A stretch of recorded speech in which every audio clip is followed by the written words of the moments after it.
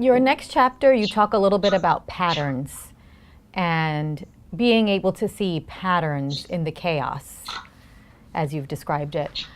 Tell us about the importance of seeing patterns today and some simple ways that people and leaders and organizations can actually go about observing those. So we talk about patterns not in some kind of artistic or mysterious sense. We define patterns in a really simple way. They're similarities, differences, and connections that have meaning.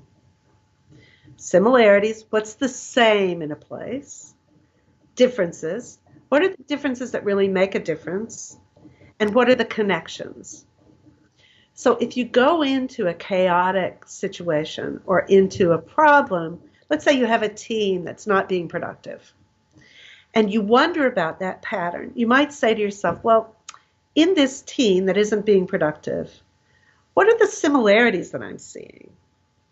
People all seem to be asking the same questions or giving the same answers or holding the same assumptions. What are the assumptions that are shared across this team? And then you can say, well, what are the differences that make a difference? They have different levels of expertise. They have different learning styles and working styles. Maybe they're in different parts of the world. What are the differences that are influencing the team? And then finally you say, how are they connected? Do they see each other face to face? Do they just get together on virtual meetings? Do they have one-to-one connections or do they have group connections? How are they connected outside the team in addition to inside the team? So all of those questions help you see the team pattern in a way that you can take action on it. So once you see the pattern that way, what are the similarities? What are the differences? What are the connections? If you want to change the pattern, what would you do? You focus in and change the similarities, or you change the differences, or you change the connections, and the pattern automatically shifts. So you might say, well, let's look for a similarity that people hold. Let's say that we all care deeply about the outcome.